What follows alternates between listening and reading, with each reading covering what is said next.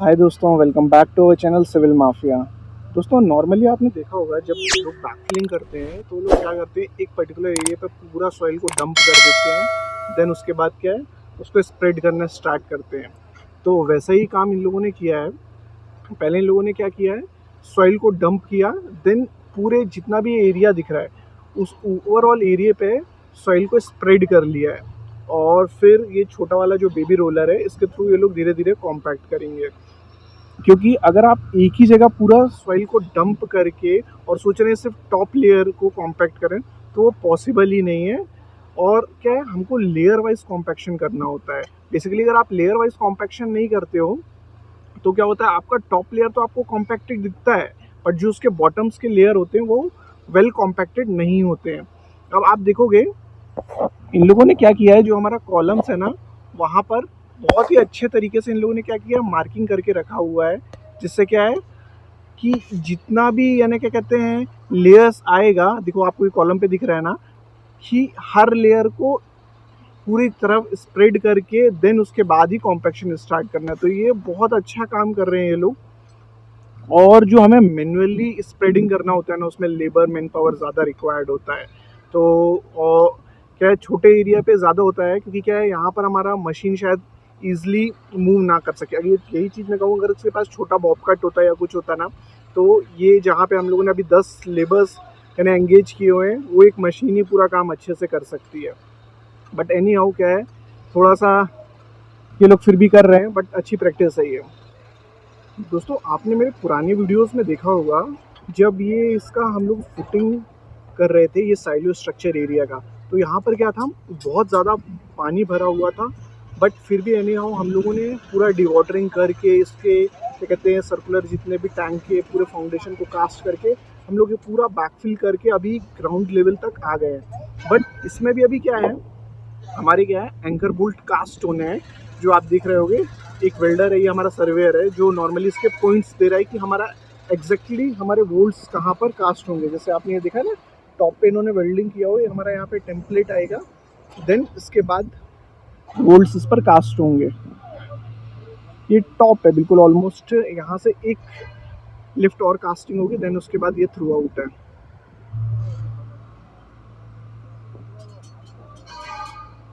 ये जो सर्कुलर मैंने आपको लास्ट टाइम भी बताया था, जो सर्कुलर सटरिंग करनी होती है, ये थोड़ी सी टफ होती है। बट अगर आपका जो कारपेंटर या बारबेंडर अच्छे हैं तो इसमें ईजिली काम कर सकते हैं। क्योंकि नॉर्मल ऐसे वाले जो बीम्स हैं, छोटे छोटे लिंटल या ये सब राफ्ट आते हैं ना, ये छोटी छोटी बीम्स, ये तो कोई भी कर लेता है। बट जो हमें स्किल्ड अच्छे कारपेंटर या हेल्पर की ज़रूरत पड़ती है, वो नॉर्मली हमें इस काम पर ही पड़ती है।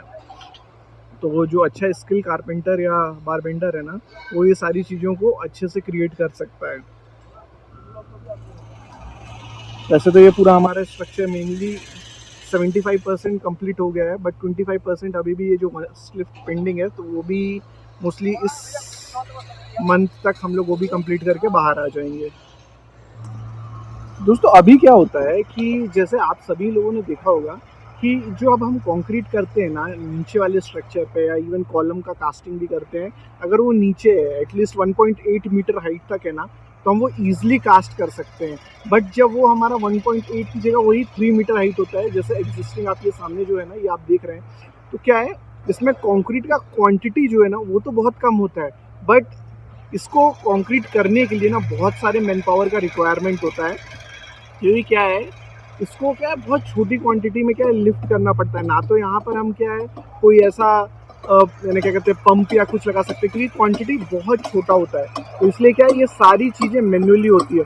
और जो भी चीज़ हमारी मैन्युअली होती है ना दोस्तों, उसमें बहुत ज़्यादा टाइम लगता है, क्योंकि क्या है, उसका एरिया बहुत कम है।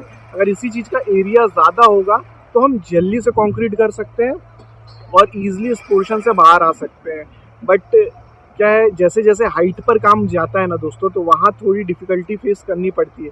सेम अगर यही चीज़ अभी क्या है प्लास्टरिंग के लिए होगी, तो भी सेम इतनी ही डिफ़िकल्टी फेस करनी पड़ेगी। और ये सब चीज़ें साइट पर नॉर्मल है।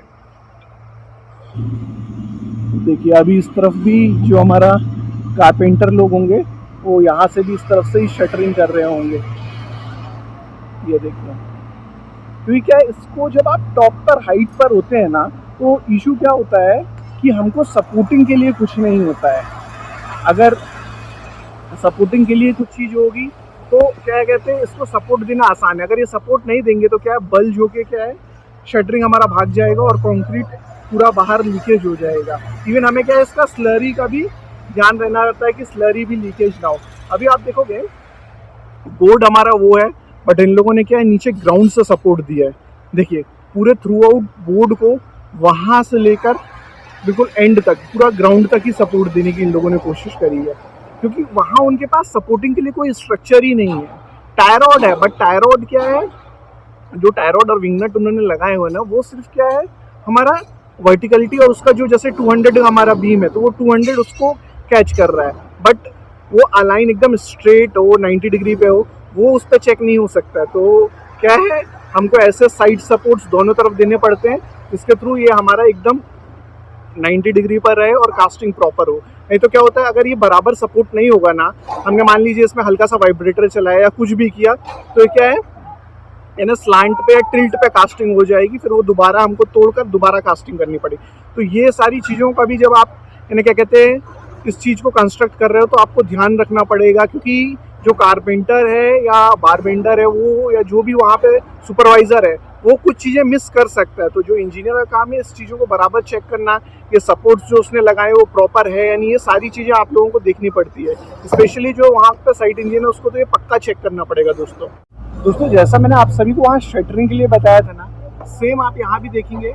जैसे ये लोग हाइट पर हैं, इनको वहाँ पर प्लास्टर करने में थोड़ा ज़्यादा टाइम लगेगा। सपोज उस एरिया पर उन्हें प्लास्टर करने के लिए एटलीस्ट 1 आवर लग रहा है, तो सेम है जो बॉटम का एरिया है, इस एरिया पे ये लोग उस चीज़ को एटलीस्ट हाफ टाइम में कर देंगे। क्योंकि क्या है, उनको जो मोटर मिक्सर है, ये सारी चीज़ मिक्स करके ऊपर टॉप तक ले जाके ये सारा पूरा प्लास्टरिंग का मोटर ये सब देने में टाइम लग जाता है।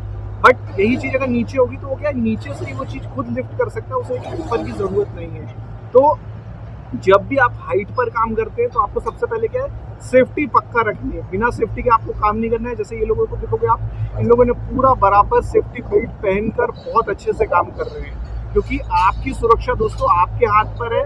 कोई भी सुपरवाइजर या इंजीनियर आपको बता ही सकता है, बट एंड ऑन फॉलो आपको करना है। और आपको ये चीज़ ध्यान रखना है कि आपका घर पर कोई इंतजार कर रहा है। स्पेशली लेबरों को तो ये चीज़ पक्का ध्यान रखनी है।